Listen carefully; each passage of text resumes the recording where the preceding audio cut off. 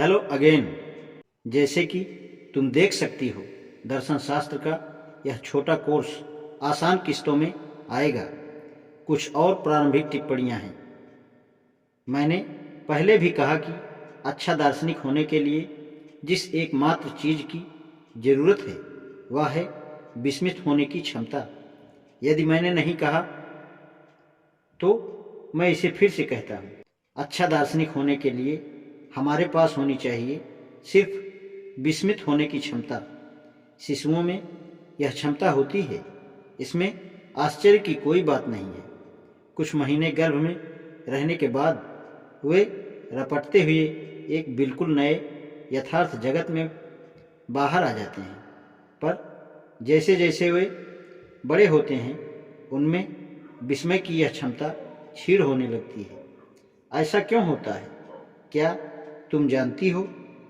अगर कोई शिशु पैदा होते ही बातचीत कर सकता तो संभवतः हमें वह बता सकता कि वह किस अद्भुत दुनिया में आ गया है। उसकी तरह हम भी अपने इर्द गिर्द विस्मय से देखते, जैसे वह धीरे धीरे शब्द प्राप्त करता है। बच्चा सिर उठाकर देखता है और हर बार कुत्ता देखने पर कहता है बाऊ बाऊ। वह अपने वाकर में उछलता कूदता है, अपनी बाहें लहराता है, बाऊ बाऊ बाऊ बाऊ।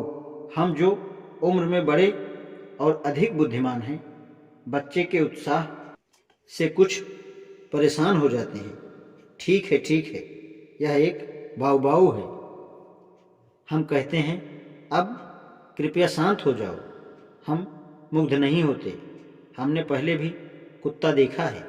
थोड़ा और बड़ा होने पर वह अब कुत्ते के पास से गुजरता है तो अब उत्तेजना नहीं होती, पर इससे पहले वह शायद सैकड़ों बार बाऊ बाऊ के आश्चर्य मिश्रित आनंद को दोहरा चुका होता है।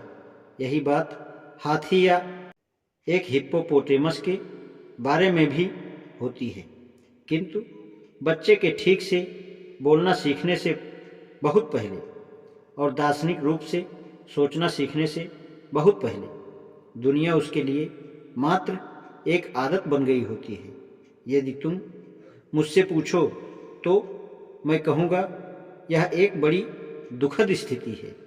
मेरी चिंता यही है प्रिय सोफी, तुम बड़ी होकर उन लोगों जैसी न बन जाओ जो दुनिया को जैसी यह है वैसी ही स्वीकार करके चलते हैं। अतः इसे सुनिश्चित करने के लिए हम विचारों के विषय में कुछ प्रयोग करेंगे और उसके बाद ही इस कोर्स में आगे चलेंगे। तुम सोचोगी मैं तो एक असाधारण प्राणी हूँ। हाँ, मैं एक रहस्यमय प्राणी हूँ। तुम्हें लगता है मानो तुम एक वशीकरण नींद से जागी हो। मैं कौन हूँ? तुम पूछती हो। तुम जानती हो कि तुम इस ब्रह्मांड में एक ग्रह पर इधर उधर भटक रही हो, किंतु यह ब्रह्मांड है। क्या यदि तुम स्वयं को इस तरह खोज निकालो तो समझ लो मंगल ग्रहवासी जैसे रहस्यमय प्राणी को खोज लोगी। तुम न केवल बाह्य अंतरिक्ष के एक प्राणी को देख पाओगी, तुम्हें अपने अंदर गहरे कहीं यह अनुभव होगा कि तुम स्वयं भी एक असाधारण प्राणी हो। मेरी बात समझ में आई न सोफी? अच्छा आओ, अब हम विचार कर दूसरा प्रयोग करते हैं। वैसे ऐसा कभी नहीं होगा कि तुम किसी दूसरे ग्रह के प्राणी से मिलो। हमें तो यह भी नहीं मालूम कि अन्य ग्रह पर जीवन है भी या नहीं, किंतु शायद किसी दिन तुम्हारा स्वयं से सामना हो जाए। एक दिन अचानक तुम ठिठक जाओ और स्वयं को पूरी तरह एक नई रोशनी में देखो।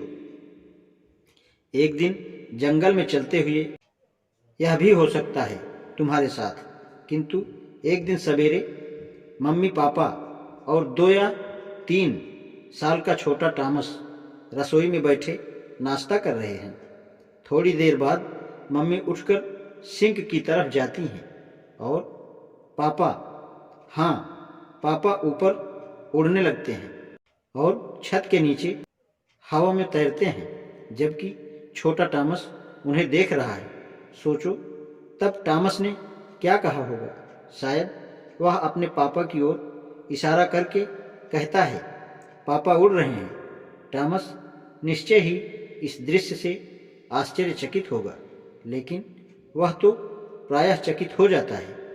पापा हर रोज इतनी अजीब अजीब चीज़ें करते हैं कि नाश्ते की मेज पर थोड़ी सी उड़ान में उनको कोई अंतर नहीं पड़ता।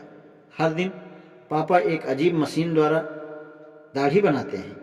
कभी कभी वह छत पर चढ़ जाते हैं और टीवी एरियल को घुमाते हैं, या वह गाड़ी का बोनट खोल अपना सिर उसमें धंसा देते हैं, और जब सिर बाहर निकालते हैं तो मुंह पर कालिक लगी होती है। अब मम्मी की बारी है। वह टॉमस की सुनकर एकदम तेजी से मुड़ती है। तुम सोचो, पापा को रसोई की मेज के ऊपर तैरते देखकर उनकी प्रतिक्रिया क्या होगी? मुरब्बे का मर्तबान उसके हाथ से छूट जाता है और वह डर कर चीखती है। पापा के अपनी कुर्सी पर वापस आ जाने पर संभवतः उन्हें डॉक्टरी देखभाल की जरूरत पड़े। उन्हें अब तक बेहतर टेबल मैनर्स सीख लेने चाहिए थे। तुम सोचो, टॉमस और उसकी माँ की प्रतिक्रिया अलग अलग क्यों है? इस सब का कुछ संबंध आदत से है। इस पर ध्यान दो। मम्मी ने यही सीखा है कि लोग उड़ नहीं सकते, जबकि टॉमस को अभी यह जानना है। वह अभी यह नहीं जानता कि आप दुनिया में क्या कर सकते हैं और क्या नहीं कर सकते। किंतु सोफी, दुनिया की बात कर, क्या ख्याल है तुम्हारा? क्या दुनिया वह सब कर सकती है जो वह कर रही है? दुनिया भी तो अंतरिक्ष में तैर रही है। दुनिया की दुख की बात तो यही है कि हम जैसे जैसे बड़े होते हैं, न केवल गुरुत्वाकर्षण की शक्ति के ही आदी होते हैं, अपितु बहुत थोड़े से समय में ही दुनिया हमारे लिए एक आदत बन जाती है।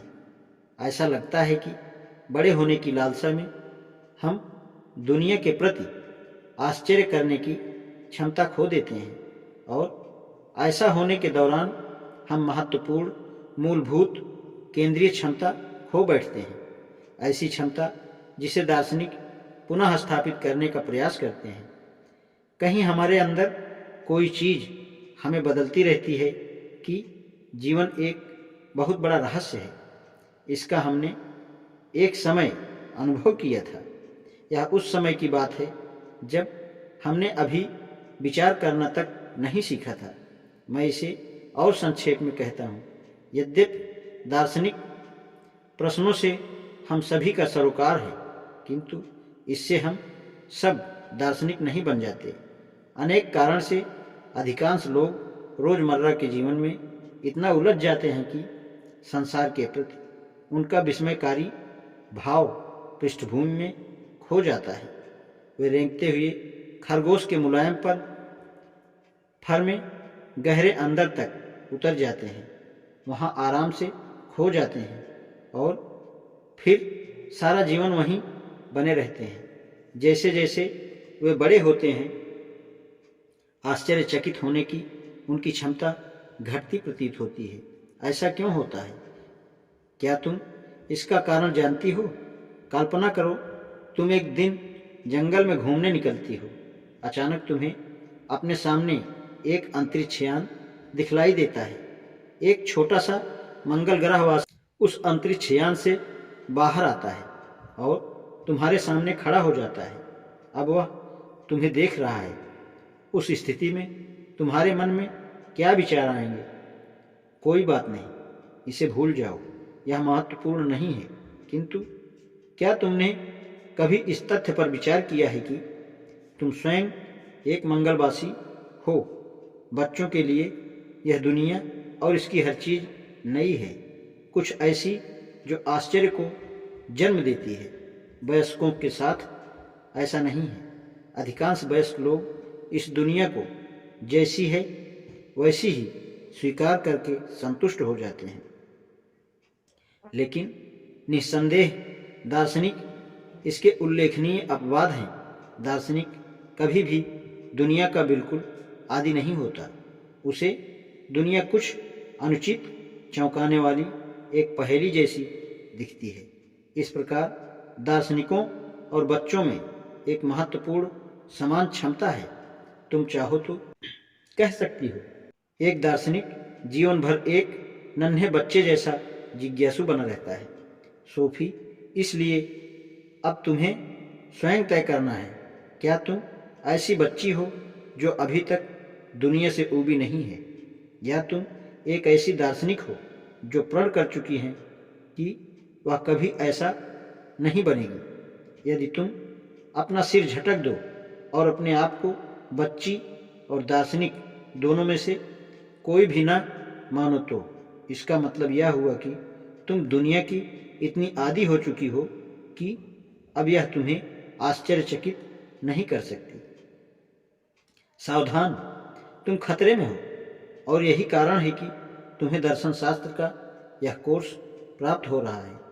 दुनिया के किसी भी दूसरे लोगों की तरह मैं तुम्हें कभी भी जिज्ञासाहीन, उदासीन नहीं बनने दूंगा। मैं चाहता हूं कि तुम्हारा जिज्ञासु मन सदैव सक्रिय रहे। इसकी कोई फीस नहीं लगेगी, इसलिए यदि तुम इसे पूरा नहीं करती तो तुम्हें कोई पैसा वापस भी नहीं मिलेगा। फिर भी किसी भी समय यदि तुम इस कोर्स को छोड़ना चाहो तो तुम ऐसा करने के लिए स्वतंत्र हो। उस सूरत में तुम्हें मेरे लिए एक संदेश मेल बॉक्स में छोड़ना होगा। एक जीवित मेढक से काम हो जाएगा। कोई हर चीज रहे तो ठीक, नहीं तो डाकिया डर जाएगा। सार रूप में कहूँ, एक जादुई टोपी से एक सफ़ेद खरगोश बाहर निकाला जाता है। चूँकि यह बहुत बड़ा खरगोश है, इसलिए जादू के करतब को दिखाने में अरबों वर्ष लग गए हैं। सभी नश्वर प्राणी खरगोश के बालों के बिल्कुल किनारों पर पैदा होते हैं, जहाँ वे ऐसी स्थिति में होते हैं कि जादू के करतब की असंभवता पर आश्चर्य करते हैं। किंतु जैसे ही उनकी उम्र बढ़ती जाती है, वे फर के अंदर गहरे जाने में लग जाते हैं और अंदर पहुंचकर वे वहीं बने रहते हैं। वे वहाँ इतने आराम में होते हैं कि धीरे धीरे वापस बाहर आने की जोखिम कभी नहीं उठाते। केवल दार्शनिक ही भाषा और अस्तित्व के बाहरी छोरों की चरम सीमा पर पहुंचने के जोखिम भरे अभियान पर निकलते हैं। उनमें से कुछ रास्ते में गिर पड़ते हैं, किंतु कुछ दुस्साहस पूर्वक इस अभियान में डटे रहते हैं और उन लोगों पर चिल्लाते रहते हैं जो आराम की कोमल नींद में गहरे पड़े हुए हैं, जिन्होंने स्वयं को जायकेदार भोजन और पेय पदार्थों से ठोंस लिया है। देवियों और सज्जनों, दार्शनिक चिल्लाकर कहते हैं, हम अंतरिक्ष में तैर रहे हैं, किंतु नीचे रहने वालों में से कोई भी उनकी परवाह नहीं करता। चरम आराम की स्थिति में नीचे पाताल की गहराई में रहने वाले लोग चिढ़कर कहते हैं कि कैसे परेशानी पैदा करने वाले लोग हैं ये। कृपया मक्खन इधर सरका दीजिए। आज हमारे शेयरों के भाव कितना ऊपर चढ़े। आज टमाटरों का भाव क्या है? क्या आपने सुना है कि राजकुमारी डायना फिर माँ बनने वाली है? उस दिन तीसरे पहर जब सोफी की माँ घर लौटी तो सोफी किसी गहरे मानसिक आघात की स्थिति में थी। उसने रहस्यमय दार्शनिक के पत्रों वाला डब्बा गुप्त स्थान पर सुरक्षित छिपा दिया था। सोफी ने अपना होमवर्क शुरू करने की कोशिश की, किंतु वह बैठी बैठी केवल वही सोच रही थी कि उसने पढ़ा क्या था। इतनी जोर से उसने पहले कभी नहीं सोचा था। अब वह बच्ची नहीं रह गई थी, किंतु वह अभी इतनी बड़ी भी नहीं हुई थी। सोफी ने महसूस किया कि उसने खरगोश की आरामदेह फर के अंदर जाना पहले ही शुरू कर दिया था। बिल्कुल वही खरगोश जो विश्व की जादुई टोपी से बाहर निकाला गया था, किंतु दार्शनिक ने उसे रोक दिया था। उसने, क्या यह कोई स्त्री थी, सोफी की गर्दन को पीछे से पकड़ लिया था और उसे ऊपर उठाकर फर के छोर पर लाकर छोड़ दिया था, जहां वह बच्ची के रूप में खेला करती थी। और वहां से एक बार वह फिर दुनिया देख रही थी, मानो बिल्कुल पहली बार देख रही हो। इसमें कोई संदेह नहीं कि दार्शनिक ने उसे बचा लिया था। अज्ञात पत्र लेखक ने उसे दैनिक जीवन की छोटी छोटी निरर्थक हल्की फुल्की बातों से बचा दिया था। जब 5 बजे मम्मी घर आई तो सोफी ने उसे खींचकर लिविंग रूम की आराम कुर्सी में धकेल दिया। मम्मी, क्या तुम ऐसा नहीं सोचती कि जीवित होना कितना आश्चर्यजनक है? उसने शुरुआत की। सोफी की बात सुनकर माँ एकदम चौंक गई कि एकाएक उसने कोई उत्तर नहीं दिया। रोज जब वह घर आती थी तो सोफी प्रायः होमवर्क कर रही होती थी। हाँ, मुझे भी कभी कभी ऐसा लगता है, माँ ने कहा। कभी कभी? हाँ, किंतु क्या तुम यह नहीं सोचती कि दुनिया का इस तरह बने रहना कितना अद्भुत है? अच्छा सोफी, इस तरह बोलना बंद करो। क्यों? शायद तुम यह सोचती हो कि दुनिया बिल्कुल सामान्य है। क्यों? क्या यह नहीं है? सोफी ने महसूस किया कि दार्शनिक सही था। बड़े होने पर लोग यह मान लेते हैं कि दुनिया सदा से ऐसी ही थी और फिर अपने नीरस अस्तित्व के वशीकरण में ऐसे सो जाते हैं जैसे लोरी गाकर सुला दिए गए हो। तुम दुनिया की इतनी आदी हो गई हो कि अब तुम्हें कुछ भी आश्चर्यचकित नहीं करता। तुम यह सब क्या बोल रही हो? मैं कह रही हूं कि तुम सब चीज़ों की बेहद आदी हो। दूसरे शब्दों में एकदम मंद हो। तुम्हारा मेरे साथ इस तरह बात करना मुझे पसंद नहीं। ठीक है, मैं इसे दूसरी तरह से कहती हूँ। तुमने अपने आप को उस सफ़ेद खरगोश की फर में बहुत गहराई में लाकर रख दिया है, जिसे इस समय भी विश्व की जादुई टोपी से बाहर निकाला जा रहा है। और 1 मिनट में तुम आलू उबलने रख दोगी, उसके बाद तुम अखबार पढ़ोगी और फिर आधे घंटे की नींद के बाद तुम टीवी पर खबरें देखने जाओगी। उसकी माँ के चेहरे पर चिंता का भाव उभर आया। वह वाकई रसोई में गई और आलू उबलने के लिए रख दिए। कुछ देर बाद वह लिविंग रूम में आई और इस बार माँ थी, जिसने सोफी को आराम कुर्सी में धकेल दिया। देखो, कुछ है जिसके बारे में मुझे तुमसे आवश्यक बात करनी है, माँ ने शुरू किया। माँ की आवाज़ से सोफी समझ गई कि कोई गंभीर मामला था। तुमने कोई नशीली दवा वगैरह तो नहीं ली है? सोफी का मन हंसने को हुआ, किंतु फिर वह समझ गई कि इस समय यह सवाल क्यों उठाया जा रहा है। तुम्हारा दिमाग फिर गया है क्या? सोफी ने कहा। नशीली दवा तो तुम्हें और भी मंद कर देती है। इसके बाद उस शाम नशीली दवाओं या सफ़ेद खरगोशों की कोई चर्चा नहीं हुई। आज इतना ही, शेष कल।